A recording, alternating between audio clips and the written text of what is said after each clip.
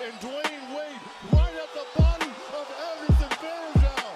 Welcome to your Kodak moment, Anderson Varejao. Curry, way downtown. Bang! Bang! Oh, what a shot from Curry! Yes, sir. All right. I mean, here's what I can say. With the next pick, there's no way we do as badly as what Ernie Grunfeld did in taking Jan Vesely. Damn. You know how much Jan Vesely did in the NBA? Jan Vesely played a grand total of 2 seasons in the NBA. Damn. God. I mean, that's not that bad. He never made a that three bad. in his whole career.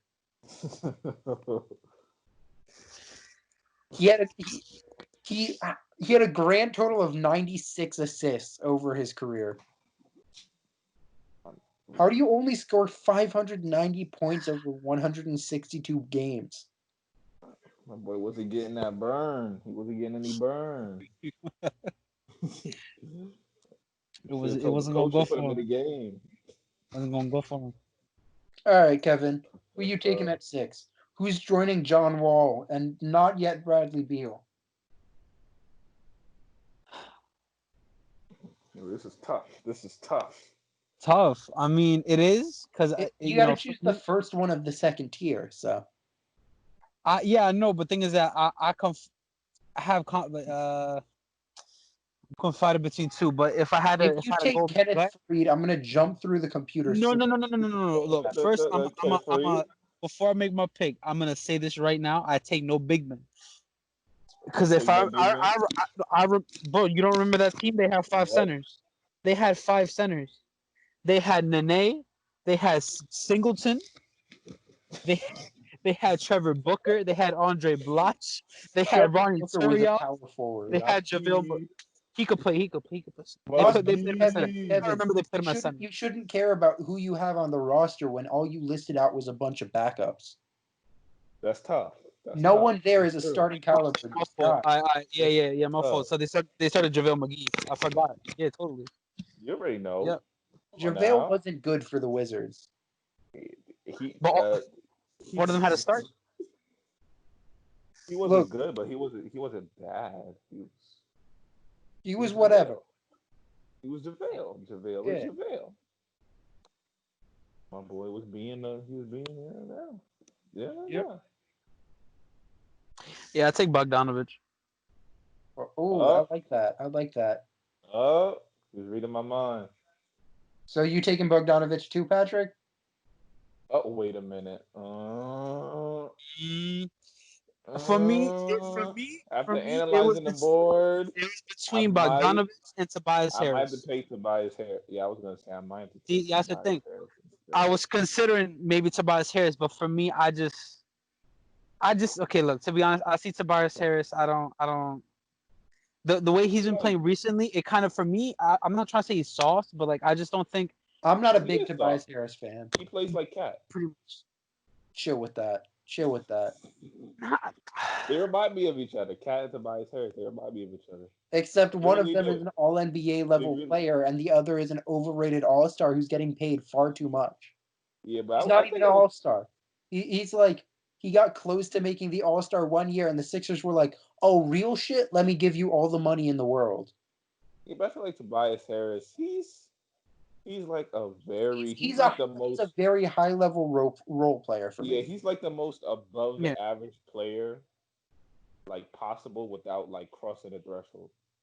Yeah. Like him with the 76ers as the third option. That's where I kind of see him in a spot on the team.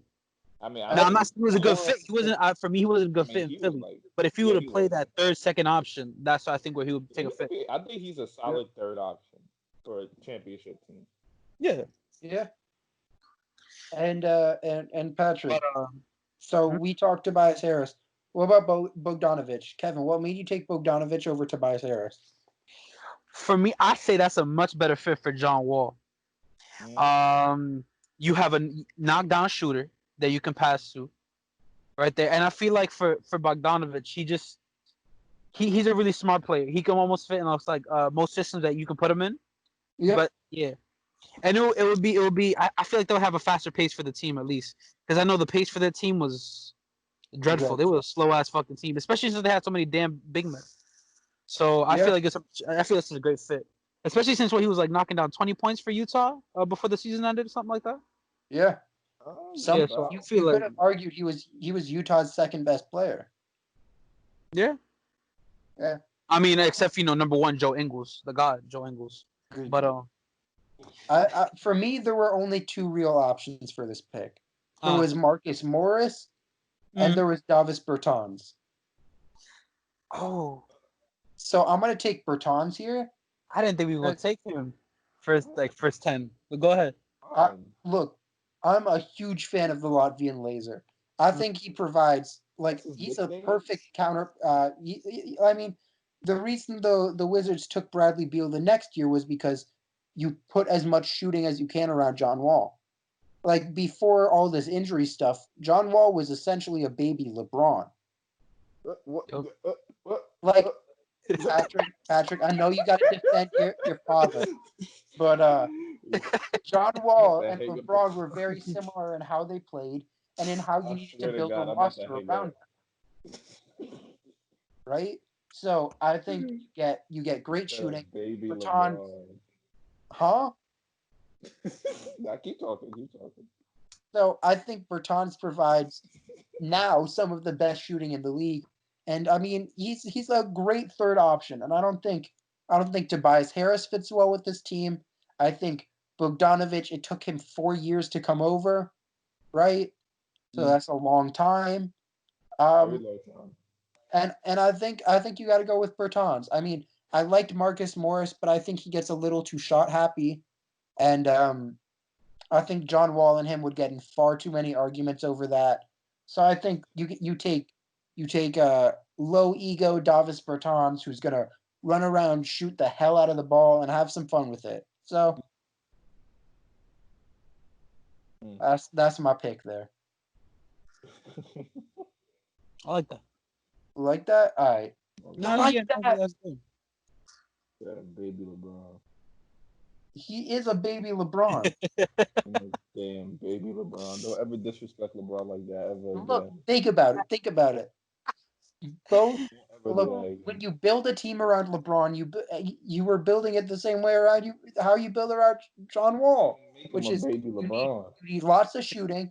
You need a secondary creator who can play off ball too, and you're going to try to run a lot in transition. But that still don't make him a baby LeBron. Patrick, you were about your Lord and Savior. Said baby LeBron. Yeah, LeBron drops 59 against Patrick, what did you say 3 days ago? You would have LeBron children? Hey, don't call him out like that. Exactly.